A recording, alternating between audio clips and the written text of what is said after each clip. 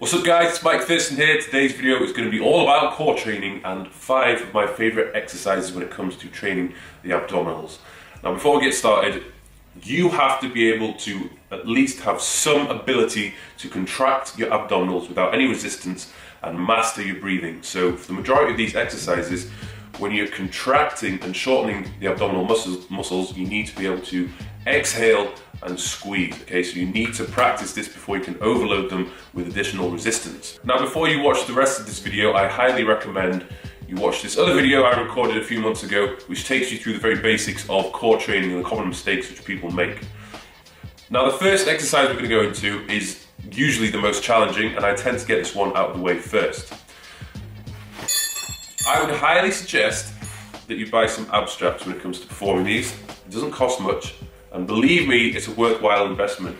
Because if you try and perform a lot of these knee raises or hanging leg raises, whatever you want to call them, using just your grip strength, yes, you can argue it's more functional, but for the majority of people, their grip strength and upper body strength is going to tire before their actual abdominals fully fatigue. So you don't get the most out of your training or the exercise. Now with the first variation I'm doing, I'm putting a bench out in front of me, and this basically allows me to temporarily pause, rest, get my breathing together and recover, and so I can maximize the efficiency of each repetition I do. Now my goal here is not to fully relax and have my legs straight at the bottom of the movement, because if I do that, I will initiate the movement with my hip flexors and create momentum, taking away the tension from my lower abs. So you can see in this variation here, I've taken the bench away altogether, which makes it a little bit more difficult, and I've actually increased the range of motion, so I'm bringing my knees all the way up to the top of my head, and I'm basically almost lying backwards at the top of the movement. You can do it with the variations, like I said, without wrist straps, but you're going to find that your forearms are going to fatigue a lot quicker, and it does place a little bit of stress on the shoulders, so try it if you can. It looks impressive, but most of the time, when you see a lot of people doing these abdominal exercises on Instagram and stuff, more often than not, they're just flashy and just for show. You know, I'm not gonna lie about that one. You can change it up, some of these variations. This one's called Around the World. They're pretty good nonetheless, but it just means they're even more difficult. Yes, you could argue they're more functional, but not essential to get, you know, the abdominal muscles popping. Now for the rest of these exercises, I won't perform these in any particular order, I'll mix it up from time to time. We'll go into the rope crunch.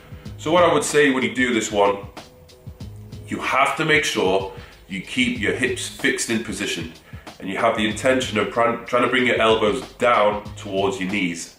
So you're doing a crunching motion, but like I said before, everything is fixed. And as you crunch down, you're exhaling, but you're fully exhaling, so you're really trying to blow all the air out of your lungs. So you're literally going during each repetition. I would advise when doing this, you start off with a lighter weight and master the movement with higher repetitions, and then you can look to increase the weight even more and then reduce the reps a little bit, but just make sure you have it under control and you're feeling it where you're supposed to be feeling it. Because if you can't feel that squeeze on your core, or you just think, nah, I don't really feel it that much, then you're not doing it properly. So practice, practice, practice, and you will get better at it.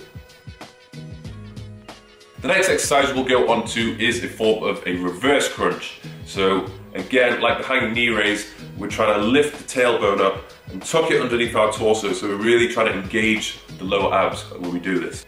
Now when I do this, I'll do it on a decline bench. How much the decline is going to be depends on your ability and strength of your core. With this exercise here, there's no handle, so I have to kind of grip the bench in a little bit of an awkward way.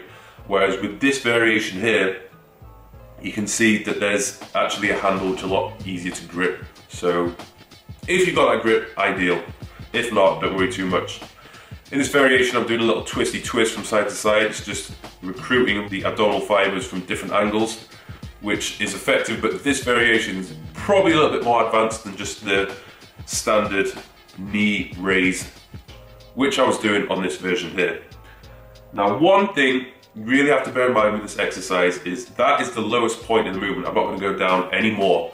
If my knees were to go all the way down and my legs were straight, I'd be initiating the movement with my hip flexors, which is taking the tension away from the core, so you need to bear that in mind. Now the next exercise we'll move on to is the decline crunch. The most important thing you have to bear in mind with this one is to not to over-engage your legs, your quads, or your hip flexors. Most people set the decline way too steep and they don't actually use their abs as efficiently as they could do, and there's a lot of swinging and momentum created, and there's often, a lot of the time, they rest at the top of the movement. So when I do this, like I said, the decline isn't too steep. I'm crossing my hands to make it a little bit more difficult for myself. Where you place your hands is obviously going to make a difference. If you put your hands out in front of you, you'll make it a little bit easier for yourself. But I like all abdominal exercises, it's slow, it's controlled. As I'm coming up to the top of the movement and contracting the core, I'm exhaling. As I come back down, I'm breathing in. So, you know, with a lot of these exercises, I'd let your breathing dictate the tempo. If you lose control of your breathing, just rest at the bottom and get it back. Because if you're not getting your breathing right, you're not getting the contractions right, and the exercise is not as good as it could be. The next exercise I go on to is similar to the reverse crunch, but the range of motion is much more restricted. Grab a ball, usually 3 to 5 kilograms, put it in between your knees and cross your legs, and make sure it's fixed in position. Now what I'm doing is I'm gently pulling the ball towards my head, and as I do so, I'm blowing out hard and really squeezing my core. This one takes quite a lot of practice. I have to admit, when I've had my clients doing this, it's very rare that they get it in one go. So when doing it, just make sure you take your time with it and really think about crushing your core and pushing down as you pull that ball up towards you. The next exercise we'll move on to is a knee tuck, which I will often do with the exercise ball. You can do it with these funky little ab rollers where you strap your feet in, but most gyms won't have them. So hopefully you'll have an exercise ball and some form of platform where you can elevate your upper body. Obviously you're going to need quite a bit of control with this one so your feet aren't rolling about side to side. You get yourself into press-up position to start off with, and very slowly you're rolling that ball up towards your torso. You're bringing your knees almost to your chin, and at that point where you bring your knees high, you're going to crunch your core and you're going to exhale. If you want to make it a little bit harder for yourself, I'd recommend holding that contraction at the top of the movement before going back down into the position. So the final exercise is a form of rotation. It's a cable wood chop, as I like to call it. It's good to add this one in because a lot of the exercises we've done so far have been some form of a crunch where your body's only been moving in this plane of motion, so to get the rotation in is highly beneficial. When performing this exercise, you want to place the cable attachment at around waist height.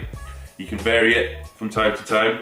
The most important things you want to bear in mind is to keep your feet fixed in position. Now when you do this exercise, you want to put your hands out in front of you and keep them in this position. So your upper body almost, it just doesn't change. You're just rotating from side to side. You don't want to be bending at the elbows and the shoulders to try and go through this movement because you just move all attention away from the core to your upper body. So when you do this, you're going through a 180-degree motion from one side all the way to the other.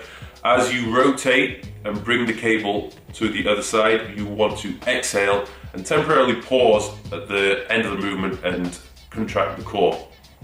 So like I said, with most of these exercises, you just need to practice and don't start off with a ridiculously heavy weight because you're just going to be rotating all over the place and not working the target muscles.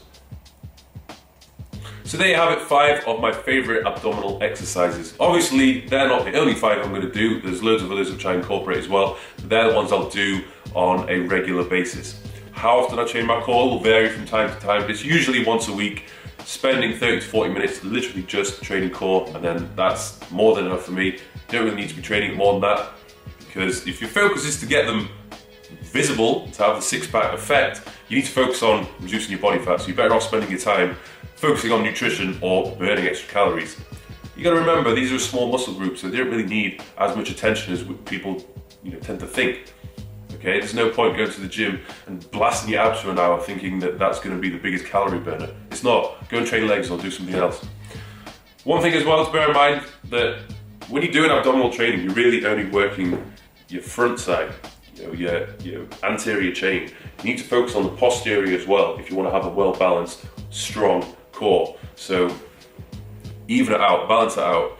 I'm going to have a video about strengthening your lower back. That's going to come out in a couple of weeks, so keep an eye out for that one. And that's that. So thanks for watching, guys, and don't forget to subscribe. I'll see you soon.